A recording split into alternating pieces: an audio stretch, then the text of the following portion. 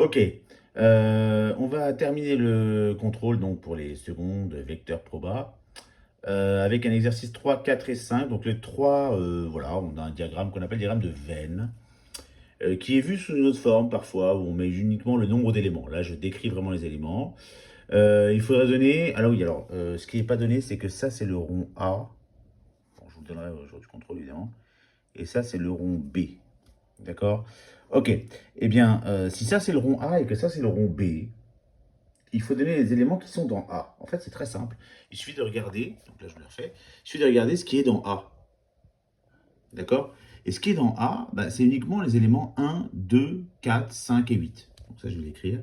1, 2, 4, 5, 8. D'accord?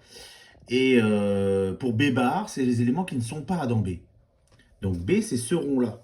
Donc ce qui n'est pas dans B, c'est 2, 5, 3 et 9. Alors, je mets dans l'ordre. Donc 2, 3, 5 et 9. D'accord? Maintenant, je veux A inter B. A inter B, ça veut dire les deux à la fois. Donc j'ai 1, 4, 8. Donc il n'y a pas beaucoup d'éléments qui sont dans les deux. En tout cas, il y en a moins que les éléments qui sont dans A, forcément. On veut qu'ils soient dans A et dans B. D'accord? Par contre, A union B, là, il y en a beaucoup plus. Puisqu'il y a ceux qui sont soit dans A, soit dans B, soit dans les deux. Donc en fait, on veut qu'ils soient dans cet espace-là. Soit dans ce rond-là, soit dans ce rond-là, soit dans ce rond-là. Donc qu'est-ce que ça me donne? Bah, ça me donne 1, 2, 4, 5, 6, 7, 8 et 10. Donc en fait, tous ceux qui ne sont pas là-dedans, donc, tout le monde à part le 3 et le 9, quoi, en gros. Voilà. Oui, c'est très simple. Maintenant, A bar union B. Alors, A bar union B, c'est à la fois pas dans A et dans B. Donc, pas dans A et dans B, bah, c'est uniquement 6, 7 et 10. Eux, ils sont bien dans B et pas dans A. D'accord? Donc, A bar. Ah oui, alors attendez, j'ai sauté une ligne, je crois. Non, pardon, c'est celui-là. On va d'abord faire celui-là. A bar union B. Alors, A bar union B, c'est soit je suis pas dans A, soit je suis dans B, soit pas dans A et dans B. Donc là, il faut réfléchir. Donc, pas dans, soit je suis pas dans A. Donc, on va prendre tous ceux qui sont pas dans A déjà. Ceux qui sont pas dans A, ils sont là-dedans. Et tous ceux qui sont pas dans A, c'est tout le monde sauf 2 et 5. D'accord? Et c'est bien ça, ne pas être dans A. D'accord? Et, ou bien, soit on n'est pas dans A, ou alors on est dans B. Donc ne pas être dans A, c'est être tout le monde sauf 2, 5, 1, 4, 8. C'est ça, ne pas être dans A. Ou bien on est dans B, donc 1, 4, 8, je le prends. C'est pour ça que je mets que 2, 5. Il n'y a que 2, 5 qui sont dans A bar union, dans le contraire de A bar union B.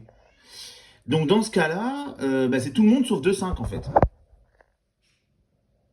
D'accord? C'est tout le monde sauf 2 et 5. Puisque 2 et 5, ils sont dans A et pas dans B. D'accord? C'est juste un peu logique, hein. Donc en fait, c'est quoi? C'est 1, 3, 4, 6, 7, 8, 9, 10. Bon, en fait, c'est très simple, hein, évidemment, à voir. A inter B bar. Là, c'est un peu plus fin. Donc, je veux qu'il soit à la fois dans A et pas dans B. Donc, à la fois dans A et pas dans B. Donc, je veux qu'il soit dans A et pas dans B, c'est 2, 5. En fait, c'est exactement le contraire de tout à l'heure. Et puis, A bar inter B bar. Ça veut dire je veux qu'il soit à la fois pas dans A et à la fois pas dans B. Ben, il reste que 3 et 9. En fait, c'est le contraire de l'union, quoi. Et puis A union B bar, ça veut dire je veux qu'il soit soit dans A, donc tout ça, soit pas dans B, donc cela aussi. Donc en fait tout le monde sauf 6, 7, 10. D'accord? Ce qui nous fait 1, 2, 3, 4, 5, 8 et 9.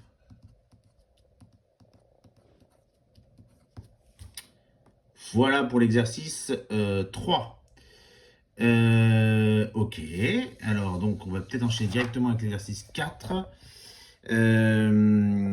Alors, avec l'exercice 4, qu'est-ce qu'il dit? Il dit qu'on a des points A, B, C et D. Il faut placer ces points dans un repère. Bon, ok, ça c'est vraiment très simple. Donc, on va le faire rapidement. Le point A qui a pour connaître 3, 4. Donc, il est ici, le point A qui a pour connaître 3, 4. 3, 4, il est là, ça c'est le point A. Le point B qui a pour coordonnées moins 1, 2. D'accord, il est là.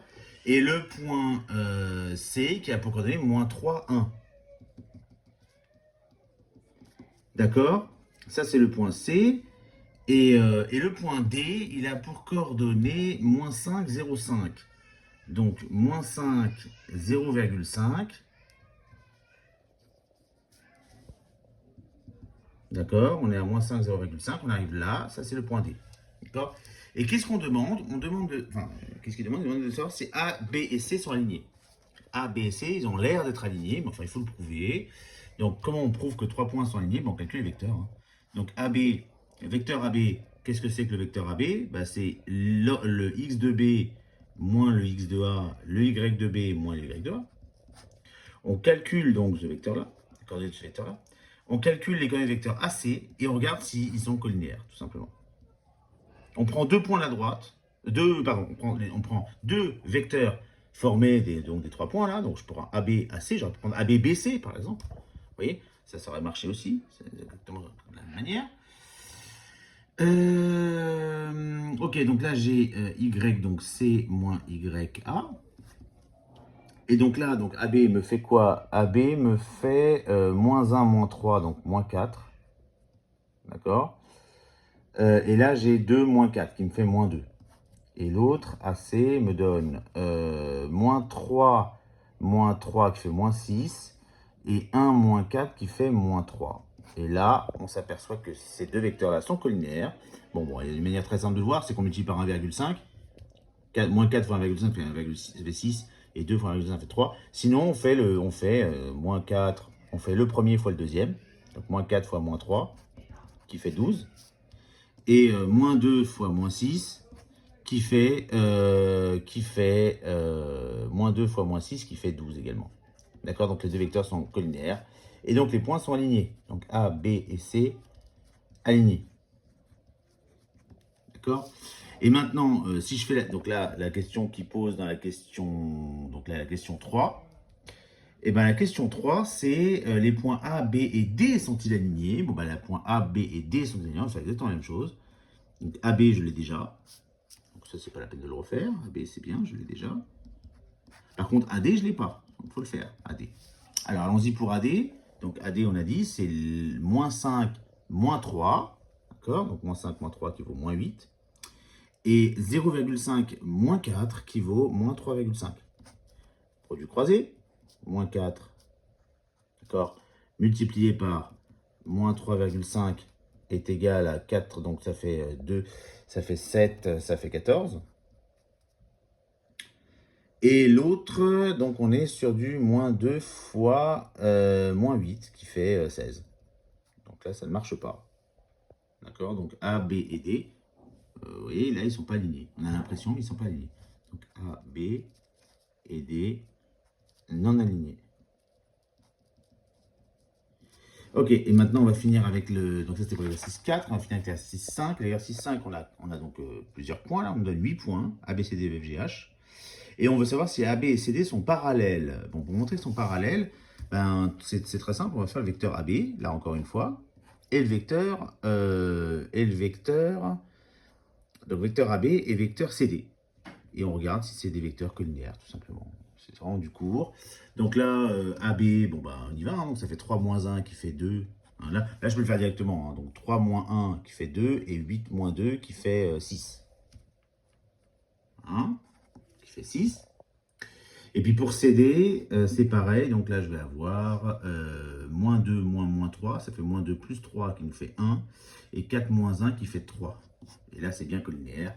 Donc AB, ça se voit directement, hein, c'est un facteur 2. Sinon, vous faites, alors pour bien rédiger, vous faites 2 fois 3 qui fait 6 et 1 fois 6 qui fait 6. AB collinéaire à CD. Donc AB parallèle à CD. Ok. Maintenant, pour le deuxième, bon, bah, voilà, on va faire exactement la même chose. Donc, alors pour le vecteur EF, donc pour le vecteur EF, ça moins 1, moins 0 qui fait moins 1 et 4 moins 1 qui fait 3. Et puis pour le vecteur GH, on va avoir 0 moins 2 qui fait 2 et 13 moins 8 qui fait 5.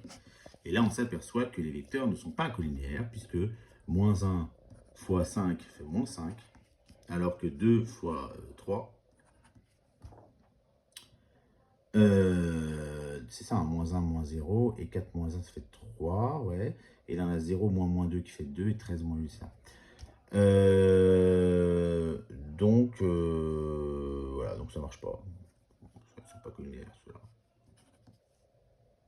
Et que donc, par contre, c'est moins 1 fois ça fait moins 5, pardon. Ok. Et donc là, ça marche pas. Ça marche pas, donc ça veut dire que EF, d'accord? EF non collinaire à GH, donc EF n'est pas parallèle à GH. Voilà. Donc là, on a fait tout le contrôle. Donc on a fait l'exercice 3 et 4 et 5. Puis les 2 et 3 sont dans l'exercice 2 et l'exercice 1 qui est un QCM sont dans d'autres vidéos. Voilà, bon courage.